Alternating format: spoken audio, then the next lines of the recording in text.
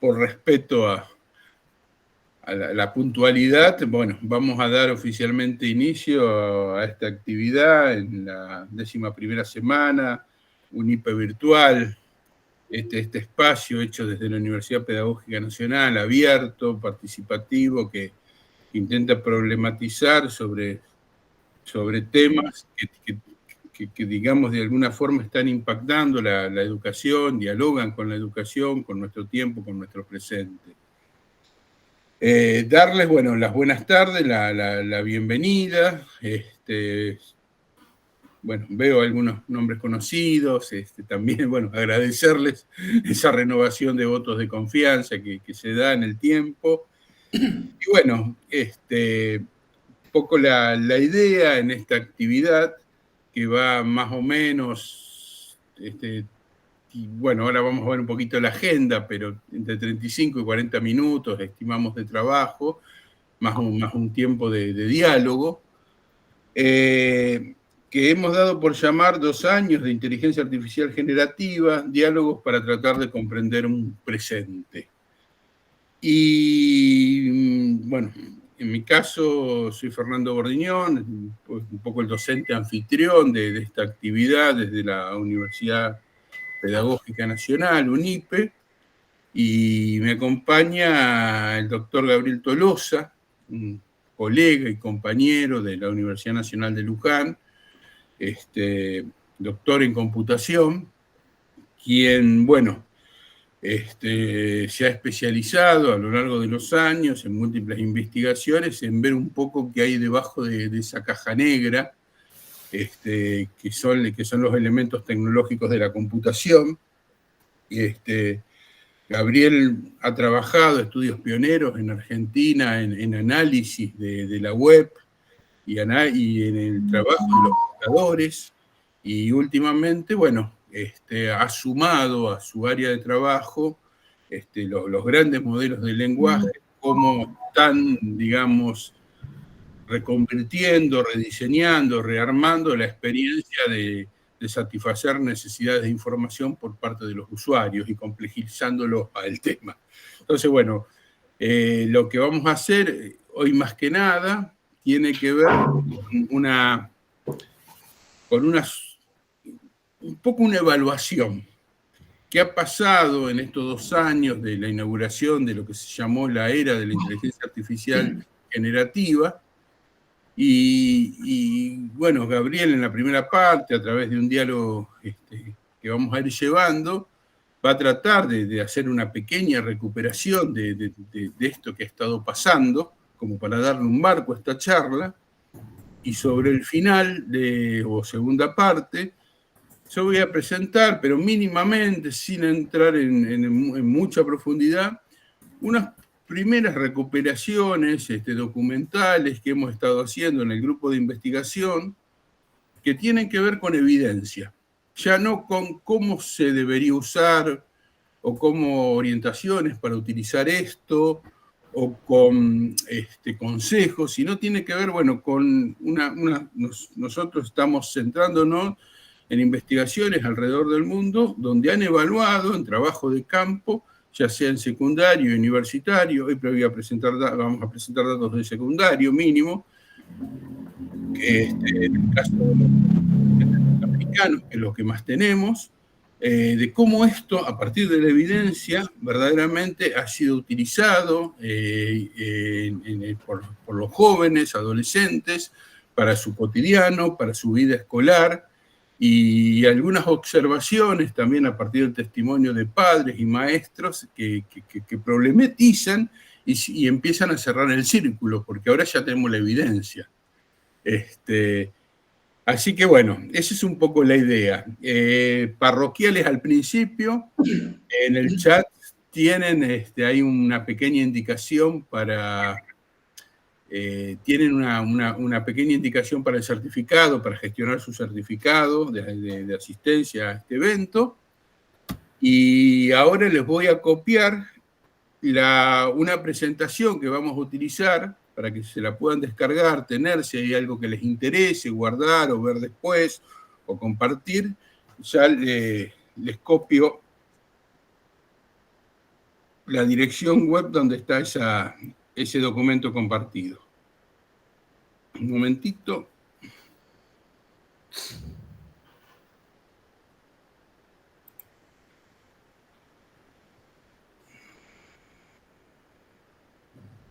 Bueno, ahí está la... Dígame si alguno pudo acceder en algún momento, levánteme el pulgar o hable a voz, no hay problema, y dígame si, por las dudas, para quedarme tranquilo que ya están todos los permisos dados y están bien. Ah, bárbaro, Paola, hola, ¿qué tal? Bueno, a ver, ¿cómo nos vamos a organizar?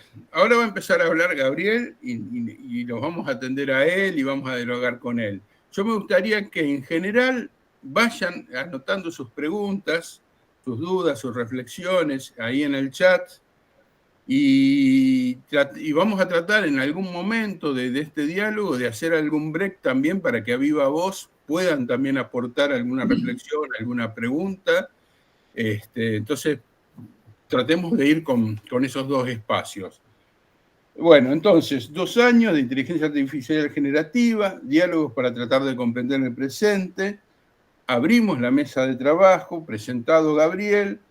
Ahí yo quisiera presentar mientras voy buscando, digamos, las transparencias. Yo quería abrir con alguna pregunta para Gabriel en el tema de, bueno, recordarnos por qué esta nueva generación de herramientas técnicas, de técnicas, fue revolucionaria, dio tanto que hablar. ¿Qué pasó en su momento para que esto haya sido verdaderamente disruptivo, por lo menos desde el escenario público?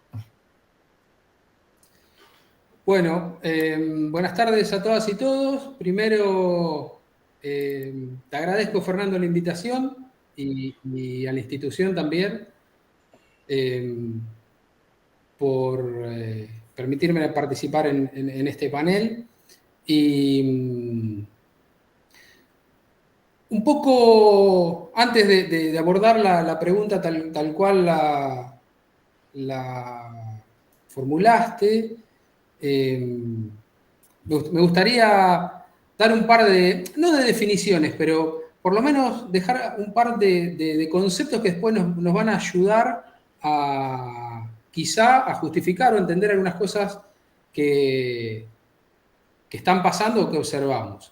Desde hace muchos años, en las ciencias de la computación, se abrió un área que se llama inteligencia artificial, que tenía como objetivo dotar a las máquinas o a los algoritmos de rasgos que tiene una persona, un humano, ante la resolución de un determinado tipo de problema. Es decir, tratar de emular el comportamiento humano inteligente. Durante, diríamos, 20, 30 años se siguió un abordaje, estoy hablando desde el 1970, 80, se siguió un abordaje que llegó hasta a cierto éxito en algunas tareas puntuales, en las cuales hay algoritmos que se fueron desarrollando y que pueden ayudar a abordar algún problema. Y fíjense que acá el algún no es una expresión menor, es decir, problemas individuales a partir de estrategias un poco distintas a las netamente algorítmicas tradicionales y que se englobaban o que se engloban dentro de lo que llamamos inteligencia artificial. Rápidamente podemos recordar algunos hitos, como cuando una máquina le ganó a Kasparov a jugar al ajedrez o entrenar en general máquinas para hacer alguna tarea sencilla, por ejemplo, de clasificación de imágenes.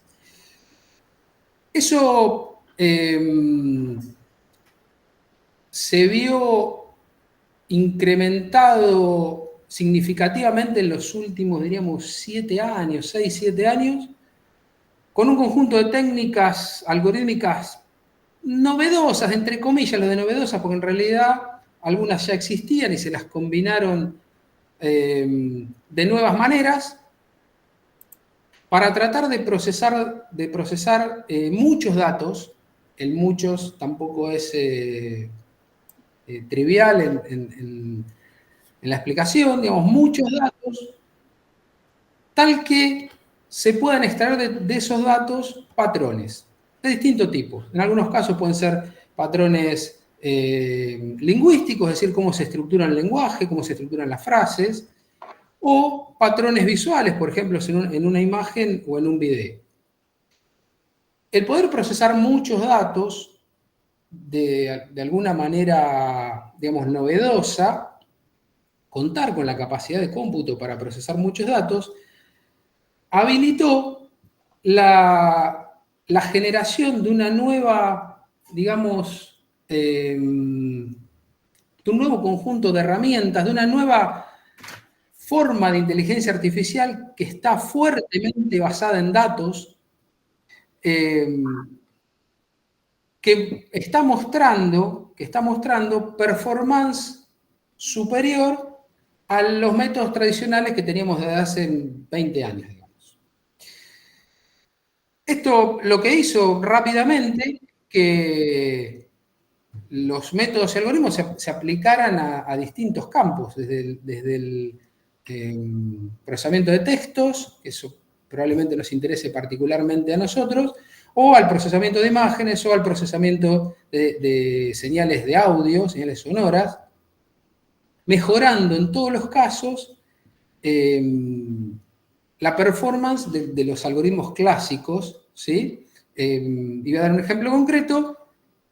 Teníamos algoritmos que traducían texto de un idioma a otro, con una performance suficientemente decente como para tener una primera aproximación. Bueno, las traducciones que tenemos ahora son significativamente mejores a partir de nuevas técnicas que explotan datos que llamamos de entrenamiento. Es decir, antes de poder usar cualquiera de estas nuevas herramientas, alguien en algún lugar procesó un cúmulo muy grande de datos y de esos extrajo patrones ponderados por probabilidades, no vamos a entrar en esos detalles, que nos permiten tener o contar con una base para luego construir arriba distintos tipos de aplicaciones, como la de la traducción que acabo de mencionar. Quizá el punto más sobresaliente en los últimos años fue generar algoritmos que usaban estos datos de entrenamiento para generar contenido. Y ahí es donde aparece la inteligencia artificial generativa, donde ese contenido, de vuelta, si los datos son texto, imágenes, video, audio, lo que puedo generar es nuevo texto, imágenes, video y audio, con características similares a los patrones que encontramos cuando entrenamos esos modelos. Entonces, le llamamos generativas porque ahora estamos generando contenido nuevo, pero lo voy a decir entre comillas, lo de nuevo, por esto de que de alguna manera mantiene las regularidades o las características similares a aquel contenido con el que fue entrenado. Desde hace 2 años a la fecha, bueno, y esto pasó, digamos, hace 6, 7 años, y probablemente todos conozcamos la aplicación, en computación le decimos Killer Application, la de moda que se llama ChatGPT, que usa las nuevas técnicas de IA, de inteligencia artificial, para chat, digamos, para interactuar con un usuario humano en un esquema pregunta-respuesta, generando, digamos, buenas respuestas o mucho mejores que las que se generaban antes. A mí sí, decime. Gabriel, digamos, en este momento capaz que amerite una pregunta. ¿Alguien en el ambiente académico ha denominado a este tipo de aplicaciones loros estocásticos, sí, loros probabilísticos? ¿Cuán bien le cabe esta expresión, a tu parecer, a la inteligencia artificial generativa, en particular la de texto? Sí. Hasta el momento le cae muy bien porque más allá de la expresión del loro estocástico, lo estocástico viene porque son modelos que generan una respuesta haciendo cálculos de probabilidades sobre los datos con los que fue entrenado. Es decir, tenemos patrones un usuario hace una pregunta, se busca un patrón similar entre los datos de entrenamiento que tenemos. Lo estoy simplificando un poco, pero esa es la base. Y a partir de ahí, y con un esquema de probabilidades, empezamos a generar respuestas que obviamente coinciden, digamos, con los patrones que hemos procesado previamente. De ahí es que podamos ver que muchas de las respuestas son suficientemente buenas. Yo, en algunos casos, podríamos decir que ChatGPT tiene habilidades lingüísticas excelentes, pero está reproduciendo cosas que vio, digamos, patrones que vio. Y a veces se equivoca, porque cuando tiramos la moneda, digo esto de que cuando calculamos una probabilidad, en algún momento puede que nos lleve por un camino que no era el más adecuado, digamos, y se genera algún contenido que no es exactamente preciso, inclusive podríamos decir hasta cierto. ¿Sí? Después en algún momento hablamos más en profundidad sobre esto. Y está claro que estas aplicaciones, o en este mundo todavía no hay una autoconciencia por parte de la máquina. Eso, bueno, para muchos puede ser, digamos, una meta. Hay algunos aventureros que hablan de muy pocos años para la autoconciencia, pero lo claro que no existe. La máquina no tiene autoconciencia, no conoce su tiempo, no conoce su espacio, pero se habla de que en este modo de trabajo hay una suerte de comprensión inicial muy, muy limitada en la forma de trabajar. Me gustaría que nos cuentes con respecto a una cosa es la comprensión de lo que desea el usuario, de la necesidad de información para satisfacer al usuario, y otra cosa es la comprensión de lo que genera. Podemos dividir la comprensión de los focos. Me gustaría que nos hables un poco acerca de esas dos comprensiones, un poco cuál es el estado del arte. A ver, en términos semánticos no hay comprensión. Es decir, no hay un algoritmo que esté entendiendo el texto que está leyendo. A ver, lo que hay, y me gusta decirlo de esta manera, lo que sí hay es un conjunto de estrategias que pueden situar en un mejor contexto respecto de los datos que tengo almacenados, que fue el entrenamiento de ese modelo, la pregunta del usuario. Es decir, procesé un montón cuando digo un montón es un montón, de hecho, quizás después tengamos algún momentito para explicarlo, que algunos de estos modelos son tan prohibitivos, su generación es tan prohibitiva que solamente lo pueden hacer unos pocos en todo el mundo. Entonces, se procesó muchísimo texto o muchísimo audio, no importa el tipo de datos. Yo estoy sesgado para el texto, digamos, porque es con lo que más trabajo, pero datos en general. Y esta comprensión a la que vos apuntás, Fernando, de la pregunta, en realidad lo que puede hacer es encontrar dentro de todo ese cúmulo de entrenamiento un mejor contexto para la pregunta. Es decir, si yo pongo la pregunta en un contexto más adecuado y luego la respuesta la empiezo a generar a partir del subconjunto que macheaba mi contexto, bueno, es esperable que la respuesta sea mejor que si no lo hago. Pero tampoco hay comprensión de lo que se está escribiendo. Es más, si hubiera comprensión de lo que se está escribiendo, no se equivocaría como se equivoca en algunos casos. ¿Y por qué no pueden citar estos algoritmos cuando generan su texto? No pueden citar.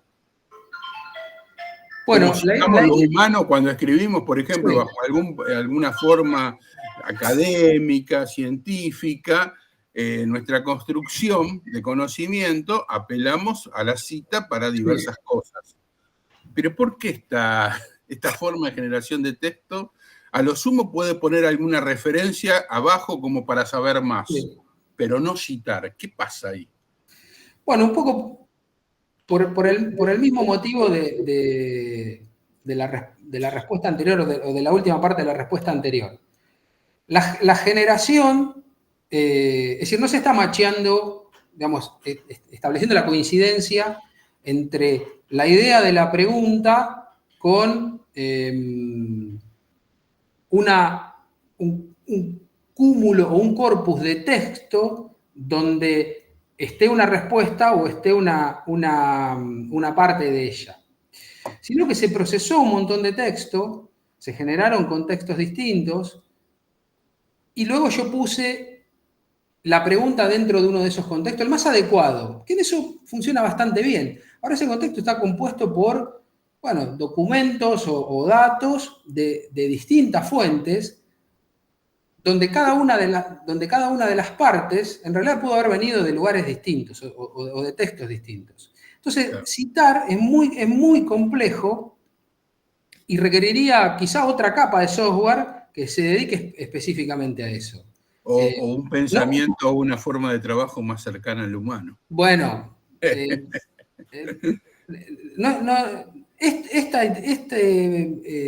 tiempo de la inteligencia artificial no está en esa dirección, porque está más basada en datos que en algoritmos. Claro.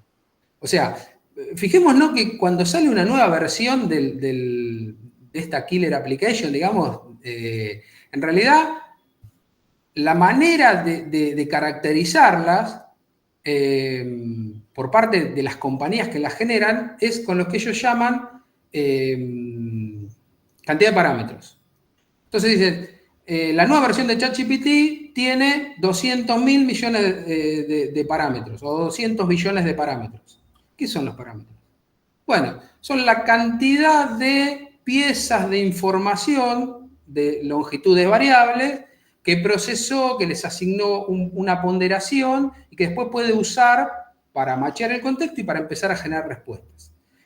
Y cuando se amplía la cantidad de parámetros, en general pasa por dos motivos. O que usé más datos de entrenamiento, junté más datos, o bien que hice que el algoritmo sea un poco más fino y establezca quizá relaciones más largas, es decir, no con las 10 palabras adelante y atrás de una dada, sino que por ahí me voy bastante más atrás o bastante más adelante, y eso obviamente me aumenta el tamaño del modelo resultante, pero no es más que, cuando digo no es más que, no es que lo esté minimizando, digamos, es una tarea enorme la que se hace para generar estos modelos, pero no se está avanzando algorítmicamente en la idea de comprensión a la que vos hacías referencia, o que yo entendí que vos hacías referencia en la pregunta. Es lo que denominamos de forma clásica por sobreingeniería.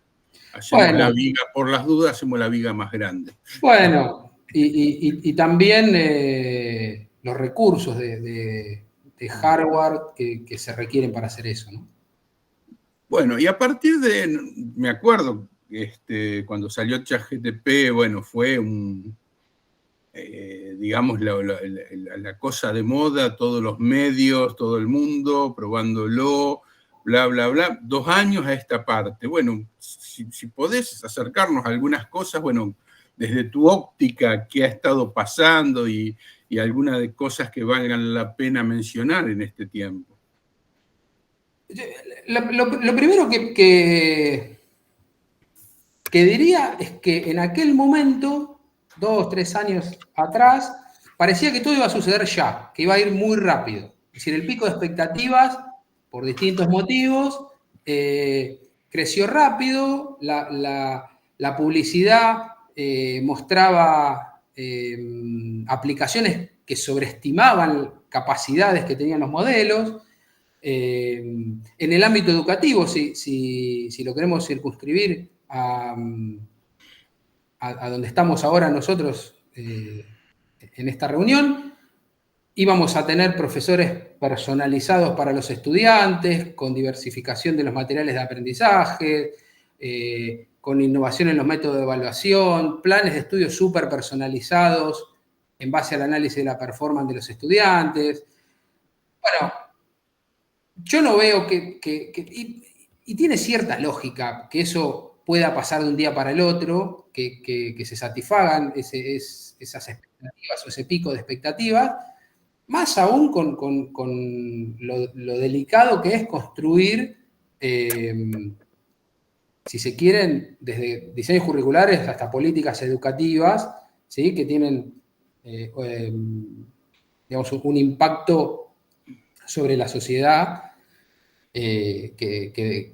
por lo tanto debemos ser muy cuidadosos.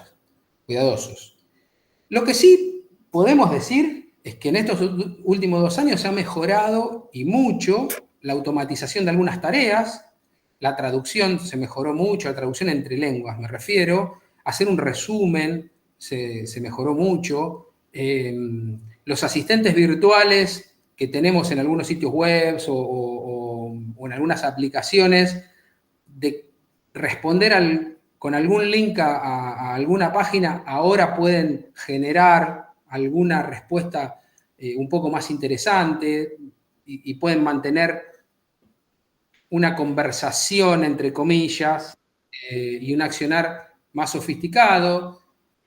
Podemos también reconocer que están ayudando estos modelos generativos, por ejemplo, a crear imágenes de forma muy rápida que pueden servir para una campaña publicitaria o alguna idea para una tarea posterior. He leído que algunos músicos le piden que generen algunas melodías con algunas características para después terminar de hacer un ensamble. O en el mundo de la computación y del desarrollo de software, hay asistentes para un programador que le ayudan con algunas tareas relacionadas con la producción y con el testeo de código fuente, ¿sí? De un lenguaje de programación, en las cuales funcionan bastante bien o muy bien en algunos casos. O sea que, a ver, podemos hablar de que hay una capacidad de agencia, como diría el filósofo italiano Luciano Floridis, sin inteligencia por primera vez en la historia de la humanidad, donde tenemos asistentes cognitivos, agentes cognitivos reales, que saben el cómo y nosotros tenemos que indicarle el qué. Y de alguna forma, con cierta autonomía, con cierta agencia, hemos inaugurado esa época. Y la hemos inaugurado con la tierra aún caliente, digamos. Estamos, por eso un poco hoy, capaz que en la primera presentación estaba el tsunami, y un poco a mí me gusta utilizar la metáfora del tsunami para hablar de estos tiempos sociotécnicos y los cambios rápidos en los aportes tecnológicos, porque nos hacen convivir, vivir, aprender, experimentar, explorar nuevas herramientas con una rapidez muy grande, y a veces no tenemos tiempo en ese medio del tsunami tecnológico para la reflexión, porque nos estamos moviendo y no nos podemos quedar quietos porque nos están bombardeando de todos lados, con ciertas presiones.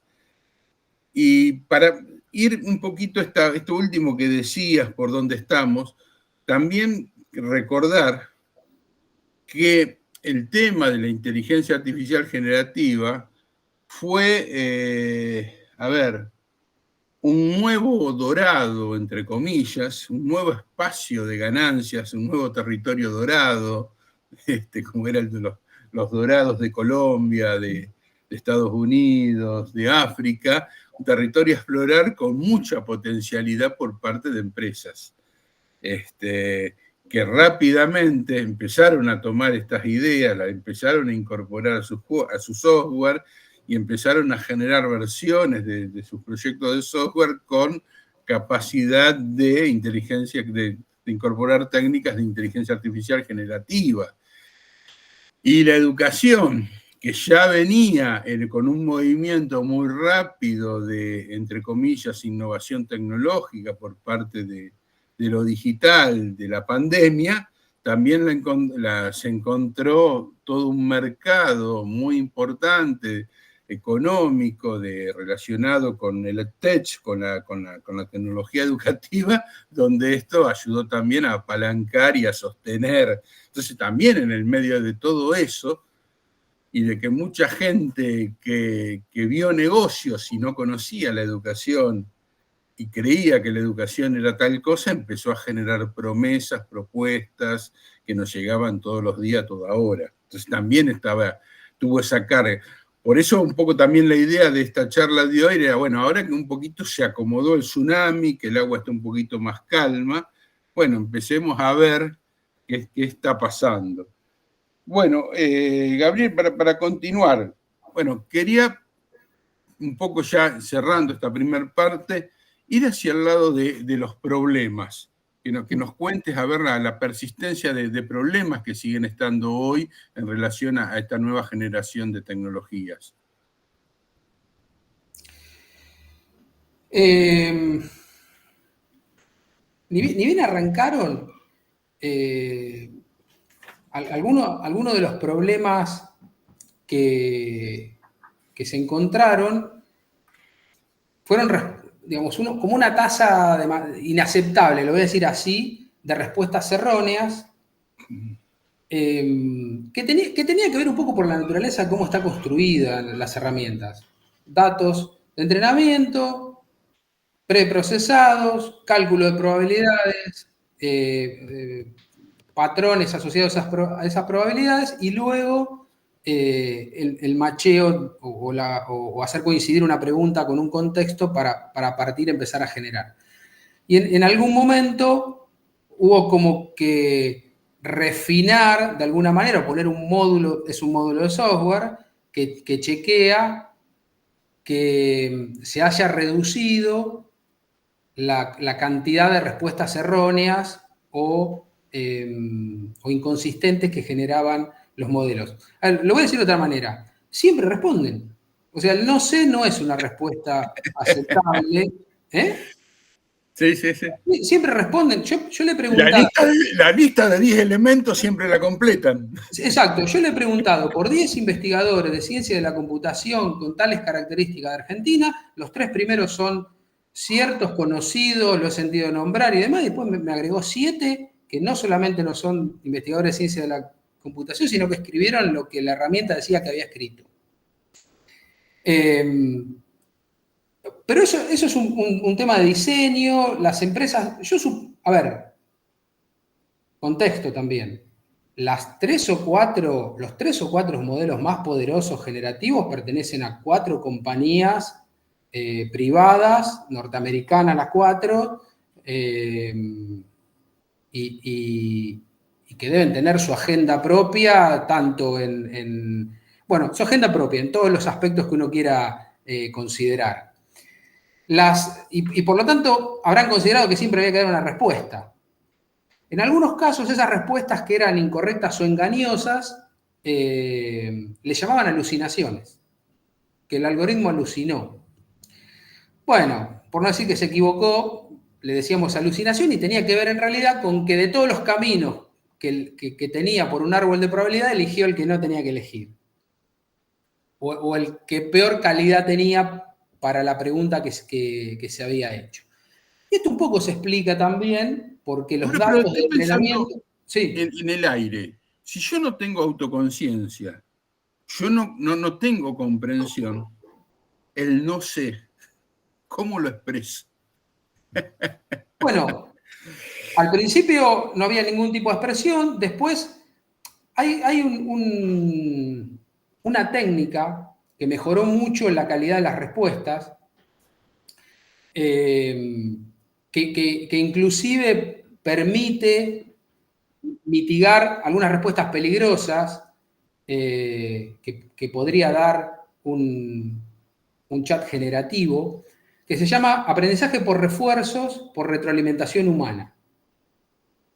Es decir, entrené el modelo, generé todos esos patrones y después, con ejemplos dados por humanos, se genera un modelo que se llama de recompensa, donde internamente, antes que salga a producción, obviamente, se le van dando preguntas y un conjunto de humanos va calificando esas respuestas, ¿sí? Como estimulando que siga por ese camino o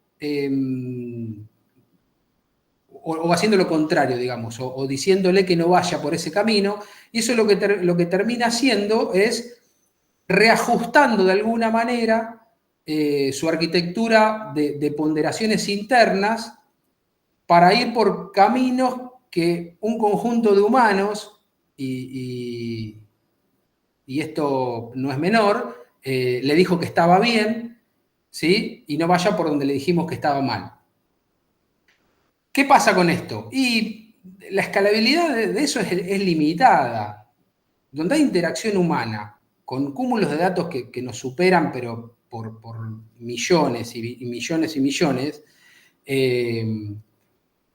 probablemente no alcance en algún momento el aprendizaje por refuerzo con retroalimentación humana, perdón, y haya que mejorar los algoritmos para que sean un poco más automáticos, que en teoría es una de las cosas que hace el modelo chino DeepSeek. ¿Qué estamos con DeepSeek, digamos, para no romper? ¿Qué está aportando algo? ¿Qué en este momento que apareció más allá de las estrategias geopolíticas, el cambio de Trump en el gobierno, nada es casual, digamos, pero técnicamente, desde la mirada técnica, ¿pudiste ver algo? A ver, la novedad de DeepSeek, independientemente de que sea chino o de quién lo haya desarrollado, la novedad es que se muestra en las publicaciones científicas y más allá de la publicidad, se muestra una performance para determinadas tareas. Cuando me refiero a tareas, no sé si resultó obvio, pero estos modelos o estos sistemas de IA generativa resuelven en una misma aplicación un montón de tareas. Le puedo pedir que me haga un resumen, que me haga una traducción, me puede contestar una pregunta, o que me haga una búsqueda, entre otras, o que me hagan un cuadro sinóptico. Es decir, cada una de ellas sería una tarea separada. Bueno, en algunas de esas tareas, el modelo de DeepSeek reportó alguna mejora en la performance, en la efectividad, es decir, en la calidad de la respuesta, pero que no es demasiado significativa, digamos. No es que pasamos a tener un traductor el doble de mejor que el anterior, de ninguna manera. Pero reportan que el proceso de entrenamiento que hay detrás de DeepSeek es mucho más eficiente y más barato, y barato en términos de dinero, si quieren, que los que se requieren para entrenar ChatGPT, por ejemplo. Entonces, si para hacer lo mismo, entre comillas, que hace ChatGPT, yo necesito mucho menos hardware, mucho menos tiempo de entrenamiento y tengo una performance equivalente, bueno, podemos también pensar por qué se hace de la otra manera, porque tampoco es que hay diferencias tan grandes en la arquitectura interna de un modelo y de otro. Todo se basa en algo que se llama Transformers, que es el aporte de 2017, digamos, que cambió un poco la forma de procesar los datos.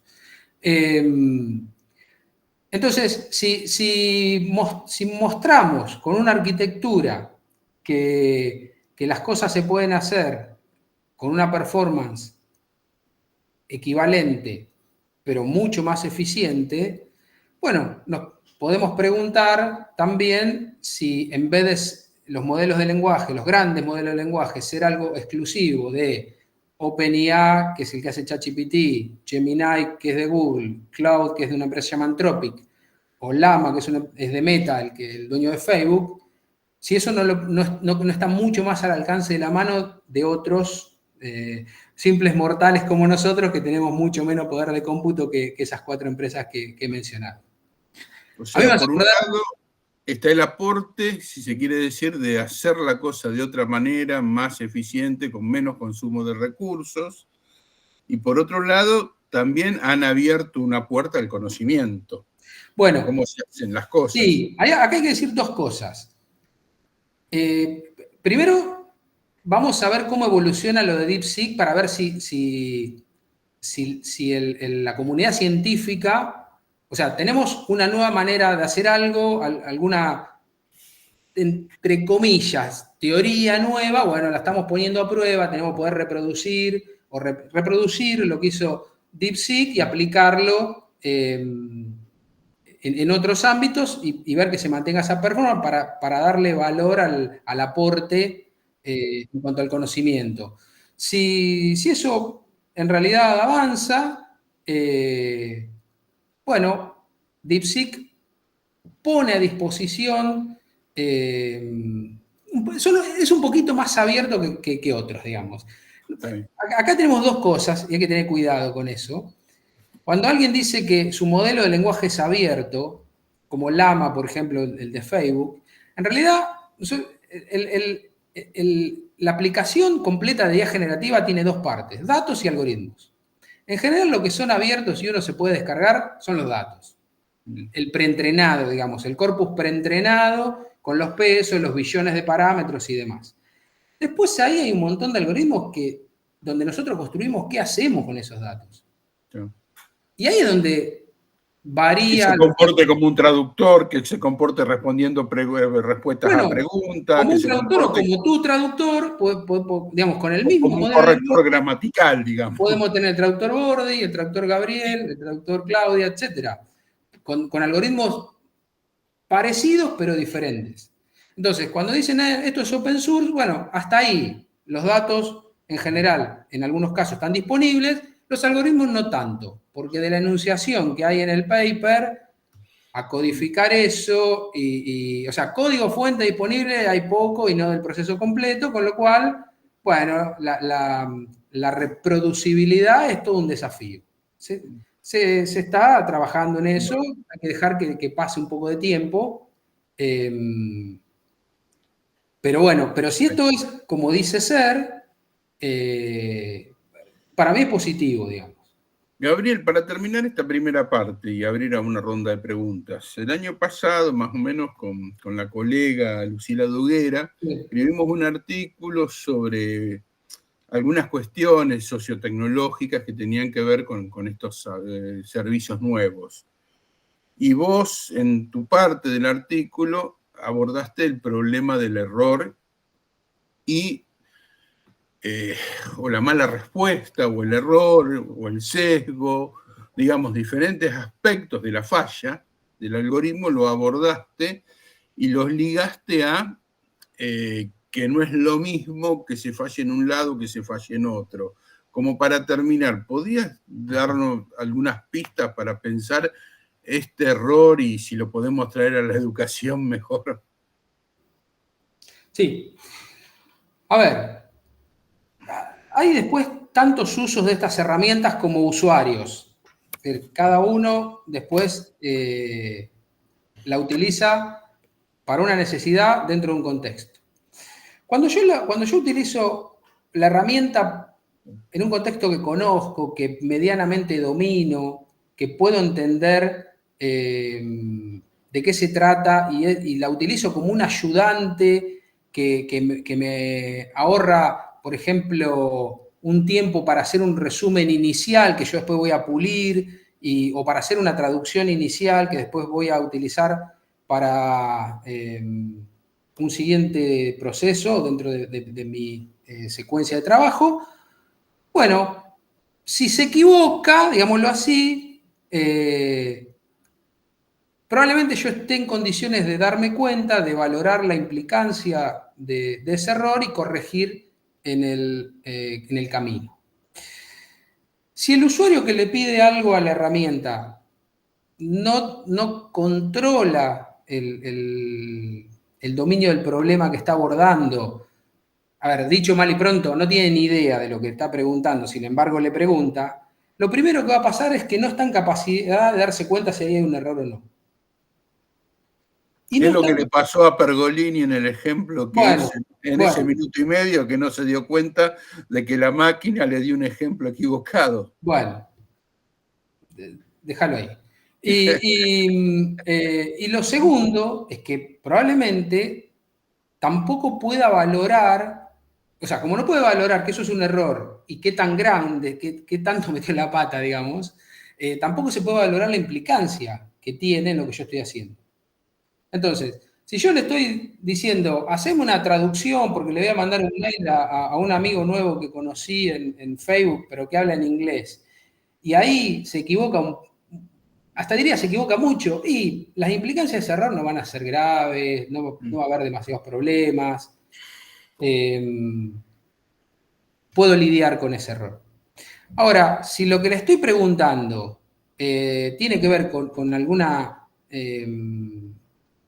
cuestión muy sensible, estamos o hemos escuchado o escuchamos o podemos leer que los avances de la IA en temas médicos nos van a ayudar a aumentar la performance que los doctores, los médicos humanos diagnosticando. Bueno, yo no creo que por ahora al menos un médico se quede con la respuesta que le da el modelo, sino que a lo sumo podrá valorar esa respuesta dentro de su dominio del conocimiento y simplemente, sin intentar quitarle mérito, entre comillas, simplemente le ahorró, por ejemplo, un montón de trabajo mirando 150 resonancias para ver si se parecen a una que él tiene que valorar en este momento.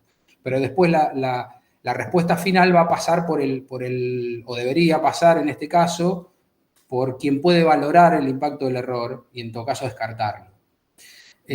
A mí lo que más me preocupa de todo esto es justamente esa última parte. Si no puedo evaluar que la respuesta tiene algún asidero conceptual, bueno, las repercusiones pueden ser complicadas.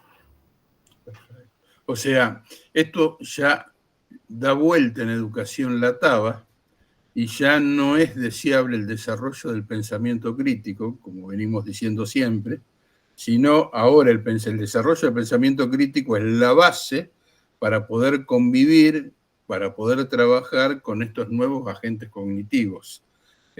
Ya lo empezó a hacer con los buscadores, en la etapa de los buscadores. Sí, exacto. Es peor que los buscadores, me parece.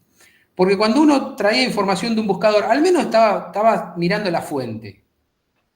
Hace muchos años, cuando los estudiantes empezaban a buscar en internet para dar una respuesta, había una especie de regla de pulgar que le decía, si la fuente es una entidad educativa, por ejemplo, que estaba en el dominio Eduard, bueno, dale más bolillas, si se me permite la expresión, que si estaba en el rincón del vago. Entonces, bueno, por lo menos yo podía saber exactamente quién estaba publicando ese contenido, o sea, lo sigo sabiendo. Ahora acá se me pierde un poco eso. Entonces, bueno, cuesta más. A ver, hay que trabajar.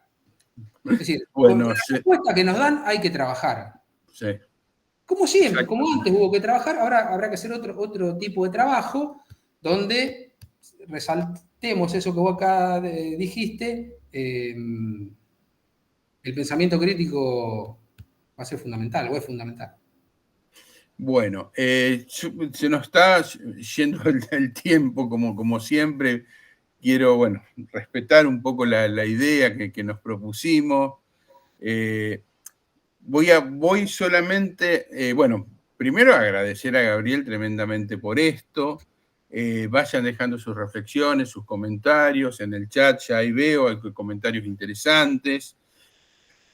Yo solamente quería presentar en esta segunda parte, nosotros empezamos un trabajo en la UNIPE que es muy inicial, recién comenzamos ahora en el verano, que tiene que la pregunta que nos hacemos es, bueno, ahora tenemos evidencia.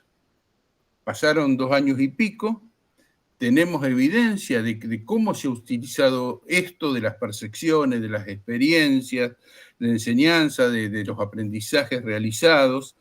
Entonces, bueno, lo que nos interesa hacer y lo que empezamos a hacer es una suerte de trabajo sobre fuentes secundarias que tenían que ver con estudios reales, ya situados en escuelas, en universidades, secundario y superior, situados también sobre la opinión de padres y maestros, a ver qué han visto, qué han vivido estos 2 últimos años, y si es posible con estudios que hayan sido, digamos, con experimentos rigurosos, documentados, bueno, etcétera.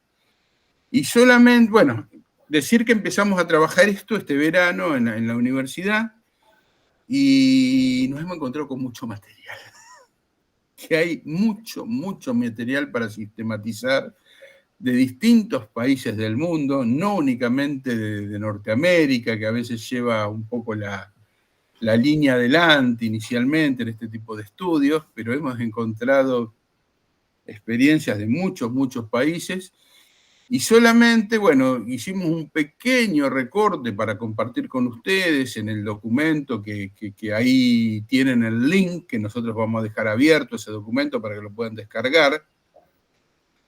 Y trabajamos bajo un estudio, varios estudios, no es único, están las citas abajo de cada filumina de un poco de una organización que se llama Common Sense, que en diversas encuestas, digamos, de alcance nacional, básicamente sobre el secundario, sobre padres, sobre profesores, sobre estudiantes, da evidencia básicamente de usos, percepciones, qué cosas se enganchan, los estudiantes, temores que tienen, los distintos actores que están en juego. Voy a volver a compartir en el chat el documento por las dudas.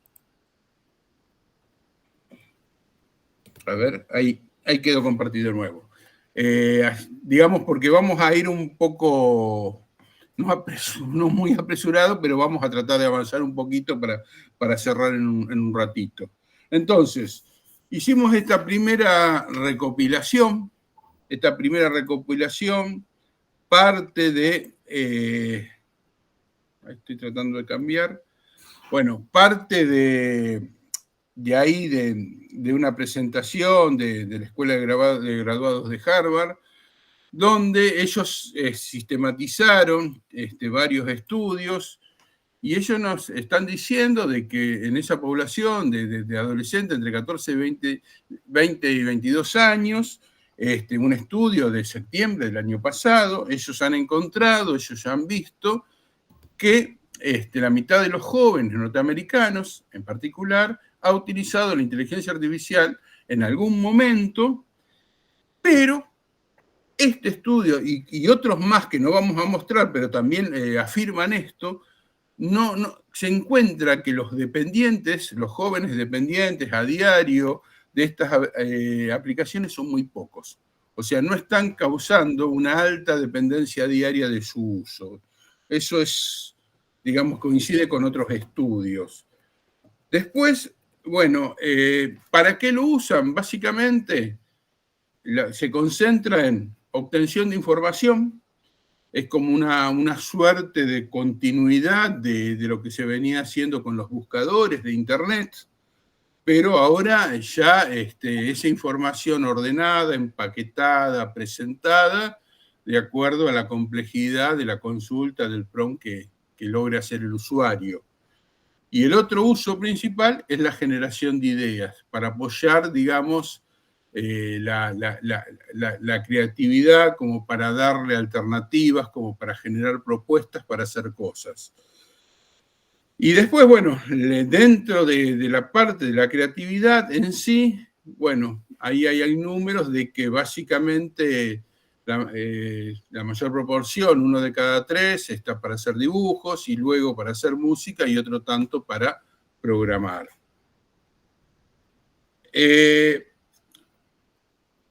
Y esto es un tema que lo he visto en varios lugares, que también lo están usando para hacer preguntas a la máquina, que a veces tienen miedo o vergüenza o pudor de hacerle un adulto, ya sea un padre, un hermano, un primo, un tío, y están acudiendo a la máquina.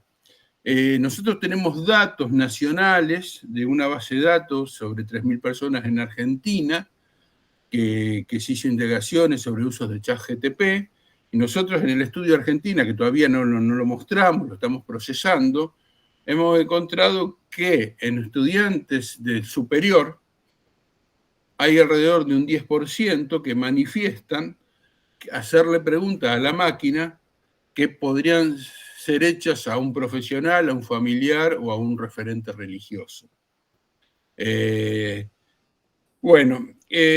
Entonces, ahí, nos da un primer warning de que esto también se está utilizando para aconsejar y cuestiones que tienen que ver con la vida y a veces cosas y aspectos delicados. Los adolescentes en sí, ellos cuando manifiestan problemas en torno a la IAG, son los problemas típicos que también manifiestan los adultos, que es la desinformación. Hay una conciencia, por lo menos en el sistema norteamericano, de que puede ser engañado por contenido falso. O sea, ese pensamiento crítico que decíamos hace un rato, se transforma hoy en una actitud de primera instancia. Ya hay un tercio, como dice ahí, que reconoció que fue engañado por contenido falso. Usos no deseados manifiestan como problema, que esos usos no deseados, el temor que tienen también ellos es que favorezcan al acoso de pares, problemas de la privacidad, el uso. Y también algo que están manifestando a futuro como preocupación es cómo quedará el mercado laboral, cómo se reacomodarán las profesiones, cómo se redefinirá el empleo en relación a esta nueva generación de herramientas.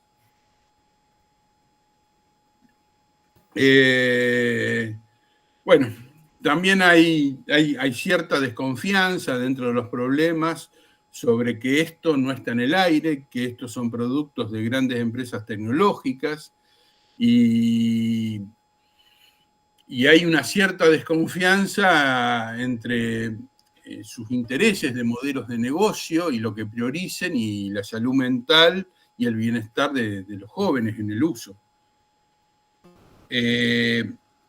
Después, en relación, disculpen si estoy yendo rápido, pero la idea es que quede este documento y además con las fuentes originales para que lo puedan recuperar y ampliar. También una parte que habla sobre los padres, preguntas a sus padres, preguntas a los adolescentes sobre opiniones de sus padres. Y lo que se deduce acá, que la mayoría de los padres no saben que sus hijos adolescentes están utilizando esta IA, por lo menos en estos estudios. Y solo 4 de cada 10 que conocen al menos una plataforma de IA que creen que sus hijos utilizan. Entonces, hay todo un tema también entre el conocer de los padres para acompañar, para guiar y el saber. Yo estoy volviendo a releer ese libro de Howard Gardner, La generación APP, del 2014-2015, porque me parece que dialoga muchísimo con estos temas y hoy Howard Gardner nos debería una actualización de esta nueva generación de servicios y aplicaciones en la línea de la cual él estudió críticamente en su libro La generación APP, cómo las aplicaciones de los smartphones estaban un poco reorganizando y redefiniendo el cotidiano de los adolescentes. Me parece que hoy necesitamos ese tipo de estudios sobre esto. ¿Y qué impactos positivos destacan estos jóvenes? Acceso amplio a información, mejora de aprendizajes. Hay una valoración interesante en varios estudios acerca de que ellos están percibiendo, algunos están percibiendo que este tipo de agentes son una nueva forma, una nueva relación, una nueva forma de aprender. Ellos están percibiendo como que su futuro, este tipo de aplicaciones, en su futuro de educación va a impactar mucho y va a tener que ver mucho. Y después ven en algunos casos que puede ayudar a ellos sienten a mejorar su creatividad.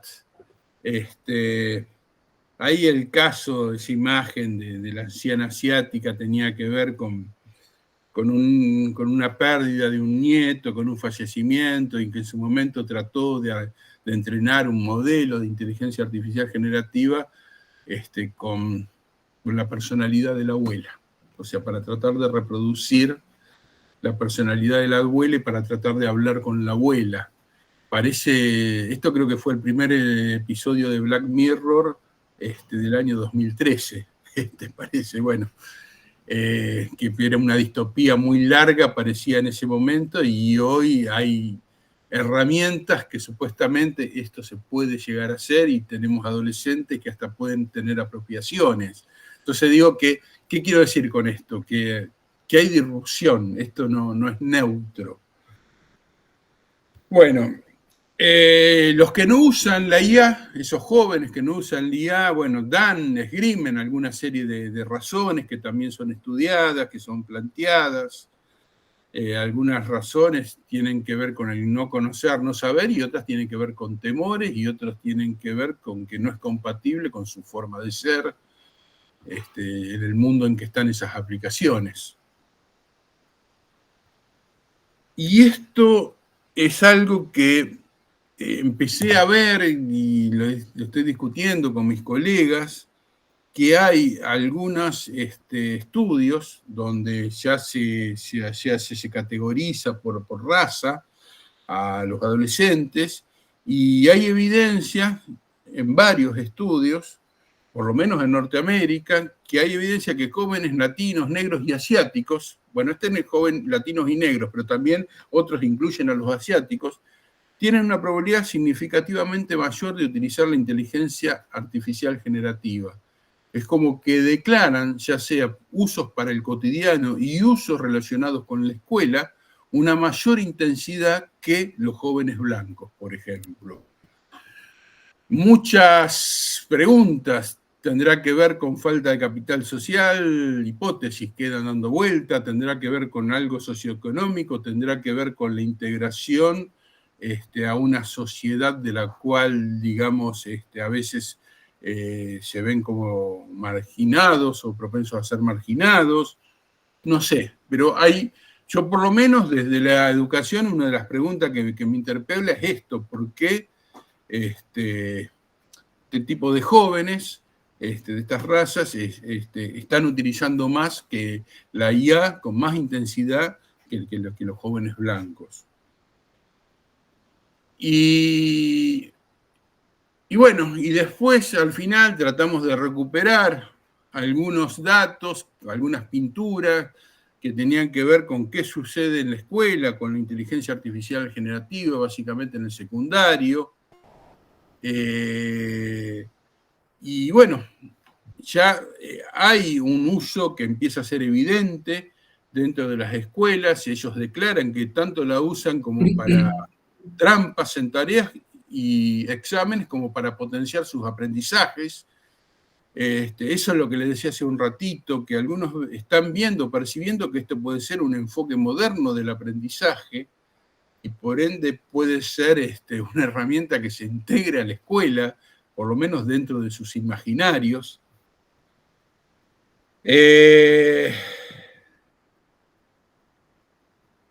Bueno, poco, ¿qué aplicaciones están utilizando para sus estudios? Ahí el tema de los generadores de textos, también el tema de la inteligencia, la respuesta de la inteligencia artificial asociada a un buscador, como hemos tenido estos cambios en los últimos tiempos, y después menos para el uso de imágenes y el video.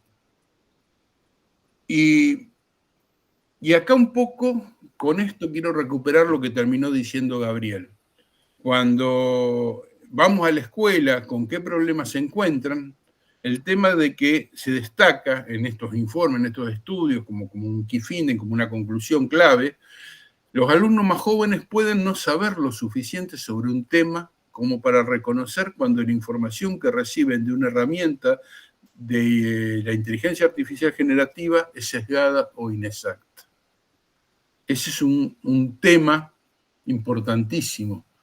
Estoy aprendiendo, todavía no tengo herramientas para evaluar porque esto no está completando mis aprendizajes, sino esto está siendo la base de mis aprendizajes. Entonces, si yo no puedo evaluar en ese momento, no tengo una compañía humana y para ayudarme, puedo estar, a ver, ya no es el profesor ignorante de Rancière, sino ya es el profesor tirabombas a propósito. Bueno, poco soy viejo cuando habla el profesor tirabombas, película de los 70 de Sandrini.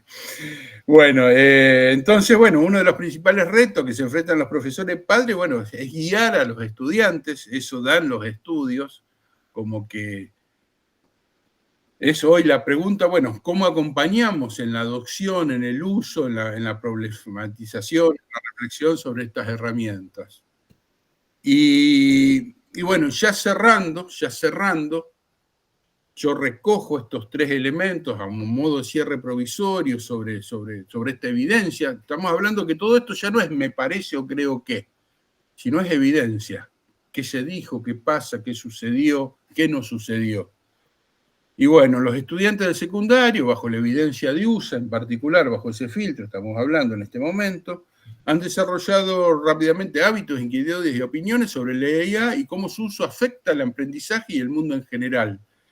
Reconocen potencialidades y problemas. Las escuelas, en particular, están teniendo dificultades para seguir este ritmo de apropiación, de uso, de prueba por parte de los estudiantes. Y cómo estas tecnologías afectan la enseñanza y el aprendizaje. Y sus padres también están teniendo problemas para saber qué hacen sus hijos, cuáles son sus nuevos saberes, y yo agregaría cuáles son sus necesidades de acompañamiento. En general, la escuela como establecimiento, como organización, no tiene normas sobre cómo puede utilizarse la IAG. Bueno, y esto es urgente, es necesario diseñarlas, discutirlas e implementarlas. 2 transparencias más, paso el gracias. Al final les quedan 3 transparencias con 3 papers distintos. Hemos empezado, en esta recuperación, en este relevamiento de fuentes secundarias, hemos empezado a encontrar, y creo que son muy interesantes también de sistematizar estos papers. Hay toda una generación de paper, o una línea de paper que tiene que ver con evaluar aprendizajes utilizando herramientas de IAG en aula, con experimentos diseñados, repetibles, y comparar contra métodos tradicionales. Y en distintas áreas, en matemáticas, en lengua, en idiomas, en computación, y están empezando a ver la primera evidencia real, la primera evidencia de la prueba, digamos, no del me parece o del creo que. Y ya creo que ahí nosotros como docentes, como educadores, tenemos una fuente potencial de insumos, verdaderamente, para ayudarnos, para guiarnos en nuestro camino de integración de este tipo de herramientas a la práctica docente. Bueno, yo creo que estamos muy pasados. Me gustaría abrir el micrófono para un par de reflexiones, preguntas y cerrar el tema. Así que bueno, abrimos. Desde ya agradezco a Gabriel tremendamente por estar hoy, por acompañarnos, por seguir pensando siempre con nosotros, y dejo abierto el micrófono. ¿No se puede acceder al documento? A ver si lo copio de nuevo. Bueno, dejo el micrófono abierto.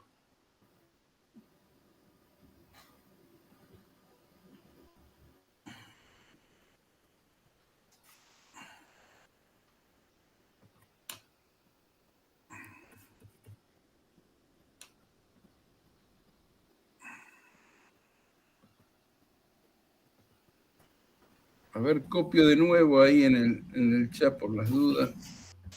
Sí, hablen. Aquellos que quieran hablar se tienen que desmutear. Están todos muteados, tienen que tocar el micrófono para poder desmutearse y poder hablar. Yo me desmuteé Ahí está. y levanté la mano. Esta es la primera, Alicia, te escuchamos. Bueno, me confirman, por favor, lo de algunos, si puede acceder ahora y copiar el link de nuevo. A ver. Alicia, por favor, sí, adelante. Y ahí voy. Ahí abrió. Listo, bueno. Ahí pude bajar. Bueno, primero me presento, más allá de que estaban hablando de textos y que leí todo lo que escribió Carlino, que la sigo mucho. Yo soy profesora de matemática. Y dentro de la matemática soy capacitadora y también formadora en institutos. El tema es que si no hay un docente creativo, por más que esté ChatGPT, lo hará de aplicacionismo. El tema es de qué manera uso ese recurso para que los alumnos relacionen, piensen y comparen con otra fuente. Lo ideal es que estén en un aula, habilitamos que se puede usar, como cuando había todo un tema con la calculadora, que todo el mundo decía, ay, la calculadora, o el GeoGebra, ay, no van a usar más las figuras. Y el tema es, ¿por qué no ponerlos a todos a abrir distintos chatbots con preguntas que puede dar el docente y después comparar, o decirles, bueno, tienen que investigar este tema, pero con no más de 5 preguntas? A mí me pasó en el profesorado de que pidieran al ChatGPT una planificación. Y cuando vimos la planificación con nuestro diseño, no tenía nada que ver. Entonces fuimos acotando, le fuimos diciendo, somos de la provincia de Buenos Aires, somos de Lomas de Zamora. Fuimos acotando y en un momento el ChatGPT dijo, lo siento, no puedo responder. Y una alumna le puso, vas a tener que estudiar más. Gracias por el consejo, le dijo, ¿no? Pero yo pienso que a mí esto me apasiona en cuanto a desafío, porque estaba por salir un libro mío y me pidieron un capítulo de ChatGPT o de chatbots aplicados a la matemática, y jugué con esto. Y entonces me encuentro con un Gemini que cuando le pido un gráfico me dice, no estoy capacitado para hacer gráficos, soy una inteligencia artificial de textos. O hay otro que hace un paralelogramo cuando le pido un rombo. Entonces es como que hay errores, pero estoy con lo que dice Gabriel. Tiene que primero el alumno tener los conocimientos para después uno darle libertad de que haga la búsqueda. Si no, nunca va siempre a creer lo que le dice el chat. Entonces ahí, ¿cuál es mi conclusión? Que la intervención docente sigue siendo el que va a guiar a este alumno en la búsqueda. Me extendí un poquito. No, perfecto, Alicia, pero... viene justo. Además, yo te voy a recomendar, de esos 3 papers que seleccioné como para mostrar por dónde van las investigaciones ahora, uno tiene que ver con matemáticas, con un estudio hecho en el secundario, no me acuerdo cuántos estudiantes, para que trabajen una parte de los contenidos con un tutor de ChatGPT, entrenado con ChatGPT, comparado con otro tutor tradicional, y bueno, ahí muestran algunas cosas luego de las evaluaciones y de las charlas. Bueno, pero después también una cosa que tienen los chats es que vos podés guardarlo como PDF y el alumno te puede mostrar qué preguntó, qué copió, o sea, en su trabajo, en su elaboración personal, vos podés pedirle que con eso haga un trabajo personal y vemos dónde copió o no copió. Obvio que tenemos que trabajar más. Estamos aprendiendo a convivir con herramientas. Pero hay que usarlo como un recurso. Un recurso, uno más. Claro, pero son recursos complejos, porque son como navajas suizas. Claro, pero ahí está. Hacen un montón de cosas, o pueden hacer un montón de cosas. Pero ahí está, si lo permitimos en el aula y lo asesoramos para la búsqueda y vamos por los bancos y vemos vos con cuál chateás, vos qué descubriste, qué pregunta es mejor y podemos colocar preguntas en el pizarrón y cuáles son las que permitieron encontrar la respuesta mejor. Es todo un trabajo apasionante, pero uno primero, como dice la didáctica de la matemática, tiene que investigar qué intervenciones puede hacer y anticipar, habiendo uno explorado primero ese chat. Exactamente. Y ahí voy, entonces ahí la formación docente tiene que darle un espacio al uso de estas inteligencias. Exactamente. También lo dice el construccionismo de Papert. No podemos pedir a estudiantes aquellos que el docente no lo ha experimentado primero. Bueno, circulemos la palabra. A ver, gracias, Sí, Alicia. ya me voy. Chau, No, chau. no, quedaste. No, me voy de doy paso a otro. Hola, buenas tardes. Yo soy Karina Vizcarra, soy profesora también en formación docente en la provincia de Buenos Aires. Muy interesante, me anoté un montón de cuestiones acá para tener en cuenta. Les quería comentar que, bueno, en nivel superior, una de las cosas que nos está pasando con la inteligencia artificial, con la producción de textos, es justamente el reemplazo del texto propio, ¿no? El primer uso que se está haciendo y que los distintos equipos directivos compartimos esta inquietud de los profesores, estamos revisando nuestros proyectos de evaluación institucional para ver cómo comprender, cómo negociar, hasta dónde alcanza, porque es el primer uso masivo que se está dando del nivel superior, ¿no? Se reemplazan fragmentos enteros, mencionaba recién Gabriel Tolosay o se mencionó acá que no aparecen citas en la producción de un texto, y eso se ve porque también empieza a haber algo muy fino con lo que tiene que ver con lo que puede interpretarse como un plagio, ¿no? Estamos en revisión, estamos tratando de no hacer una casa de brujas, de no prohibir, pero estamos trabajando en formación docente con futuros educadores que se lanzaron al primer uso de esta manera, y nos preocupa mucho lo que tiene que ver cómo afecta la construcción de textos propios y cómo se está viendo, nosotros decimos como una hibridación, ¿no? Entre texto propio y texto del ChatGPT, termina siendo como una hibridación, y el texto final es peor que tal vez un texto elaborado por uno mismo. Nada, quería comentar que a 2 años de la IA, yo veo esta situación que tal vez nos toma un poco desprevenidos de cómo empezar a resolverlo. Sé que lo vamos a resolver. No sé cómo estaremos con esto de acá a 2 años más. Espero que mucho más ordenados y capacitados. Pero muy bueno el encuentro, lo agradezco mucho. Gracias, Karina. Por lo menos nosotros celebramos que ahora hay evidencia para trabajar. Ya no es solamente, esto se puede utilizar para esto, o prueben utilizarlo así, o esto se utiliza así.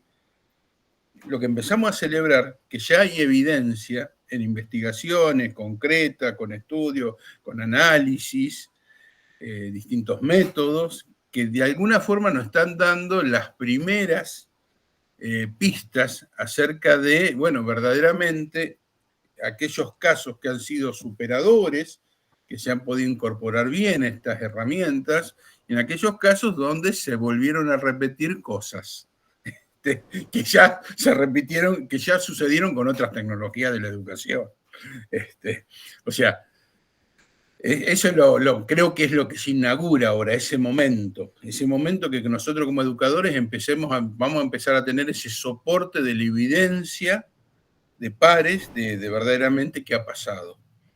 Ya estamos muy jugados con el tiempo, ya tenemos que ir cerrando. Me gustaría alguien más que pueda hacer alguna reflexión o alguna pregunta.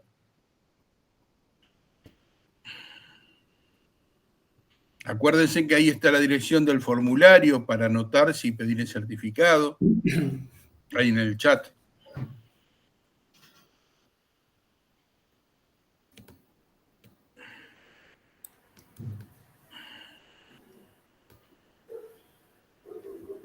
Bueno, ¿estamos para cerrar? Bueno, les agradecemos con Gabriel. Para nosotros siempre es un placer estar discutiendo estos temas. Gabriel, desde una posición mucho más cercana a qué hay debajo del capó de estas herramientas, a la parte algorítmica, a la parte estadística, lo mío tratando de hacer una vinculación, una interfaz con lo sociotécnico, con el uso, las percepciones. Bueno, tratamos de complementarnos en este camino y bueno, y abrir un poquito nuestras preocupaciones y motivaciones. Acá hay mucha motivación, porque entendemos que estas son herramientas que de alguna forma ya van a quedar en el acervo de la humanidad y cambian la forma en la cual, de la relación que nosotros teníamos con las herramientas clásicas. La regla era una regla, la calculadora era una calculadora. Estas herramientas son complejas porque trabajan bajo una estructura de agente. O sea, yo tengo que decirle qué quiero y el cómo, y ese know-how está incorporado dentro de las herramientas. Entonces, cambia nuestra forma. Y bueno, y estamos en ese periodo de experimentación, de prueba, de acogida, por eso, bueno, creemos que nuestra obligación y nuestra contribución es brindar algunos elementos que puedan ya empezar a dar evidencia de algunos caminos por los cuales no ir, porque ya algunos probaron y pasó tal cosa, y otros donde puede haber algunas puertas que nos digan, mira, esto podría ser, por este lado lo han probado, lo han trabajado y anduvo bien bajo estas condiciones. Bueno, buena semana para todo el mundo y gracias Claudia, nuestra anfitriona, y Gabriel. Gracias por la invitación, Bordi. No, gracias por favor. A todos. Buenas tardes.